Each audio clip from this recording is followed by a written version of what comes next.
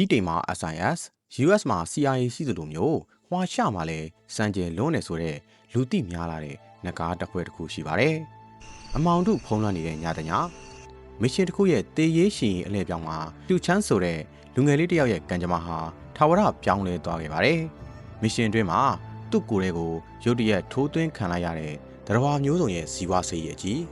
အဲ့ဒီဆေးရည်တွေဟာသူ့ရဲ့သွေးကြောထဲမှာမီးတောင်ချော်ရည်လိုမျိုးပူလောင်စီးစင်းရင်းနဲ့သူ့ရဲ့လူသားဖြစ်တည်မှုကိုတဖြည်းဖြည်းချင်းဝါမျိုးသွားခဲ့ပါတယ်။ဆေးရုံကတင်ထက်မှာသွေးတန်ရဲရဲနဲ့တတိလစ်နေတဲ့ရှူချန်ဆရာဝန်တွေရဲ့အသေးအတန်ကြိုးစားမှုပြင်မာရှိတဲ့ညီနောင်တွေကနေရန်ကိုလက်သီးနဲ့ထိုးပြီးနောင်တရနေတဲ့အတန်တွေ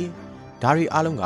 အိမ်မက်ဆိုးတစ်ခုလိုပါပဲ။သူနိုးထလာတဲ့အချိန်မှာတော့အရာအလုံးရိုင်းနေသွားခဲ့ပါပြီ။ဒီလိုနဲ့စစ်တပ်ကနေထွက်ခွာခဲ့ရပြီးရှန်ချန်းဆိုတဲ့မြို့လေးစီကိုသူခြေစုံပြည့်ထွက်လာခဲ့ပါတယ်။ဒါပေမဲ့သူမသိတာကသူ့ခန္ဓာကိုယ်ထဲမှာအိတ်ဆက်နေတဲ့နတ်ဆိုးတစ်ကောင်ဟာနိုးထဖို့အချိန်ကြာရောက်နေပါပြီ။အဲ့ဒီဆေးရည်ကြီးက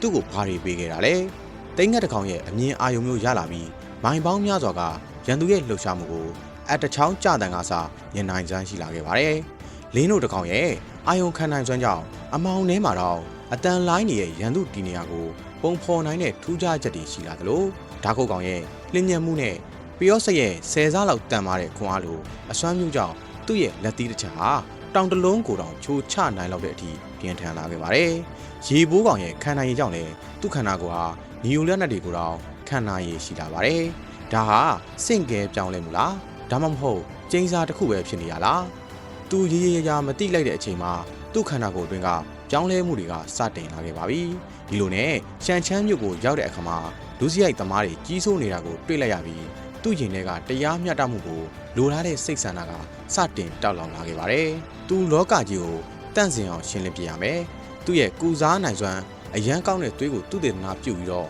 ကင်ဆာပျောက်စေကိုဖော်ဆက်နိုင်ခဲ့တယ်လို့စတီဗင်ဟော့ကင်းနဲ့ပေါင်းပြီးတော့ကွန်တန်ယူပဗေဒလှုပ်ဝက်ချက်တွေကိုလည်းဖော်ထုတ်လာနိုင်ခဲ့ပါတယ်။အားလုံးနဲ့ကွဲထွက်ပြီးတော့လူသားတစ်ယောက်ထပ်ပိုလာတဲ့အခါအားလုံးကသူ့ကိုဖိနှိပ်ချင်လာခဲ့ပါတယ်။ဒါကြောင့်ပဲအမေရိကန်တို့ဂျပန်တို့တရုတ်တို့ထက်တာလုံတဲ့နိုင်ငံအင်အားစုတစ်ခုကိုသူထူထောင်ချင်လာခဲ့ပါတယ်။ဒါမှသူ့စွမ်းရည်နဲ့သူချဲ့ရတဲ့သူတွေကိုကာကွယ်နိုင်မှာဖြစ်ပါတယ်။ဒါပေမဲ့ကန်ဆိုးစွာနဲ့သူ့ရဲ့စွမ်းအားနဲ့မျိုးရိုးဗီဇအစွမ်းကိုလိုချင်လာတဲ့နှစ်300တက်တန်းရှိပြီးအရင်ခေတ်တည်းကကြီးစိုးလာခဲ့တဲ့အမောင်တွေကတွေးဆုပ်ကောင်ဂရဂူလာကြီးရှိနေတယ်ဆိုတာကိုတော့သူကောင်းကောင်းမသိခဲ့ပါဘူး။တာမန်21ရာစုခေတ်သစ်ကဘာကြီးမှာတရားအားလုံးရဲ့မျိုးရိုးဗီဇတွေသူ့ကိုယ်နဲ့ပေါင်းဆက်လာတဲ့အခါသူ့အနေနဲ့လက်သီးကိုတင်းတင်းဆုပ်ပြီးဆုံးဖြတ်ချက်တစ်ခုကိုပြက်ပြက်သားသားချလိုက်ပါတော့တယ်။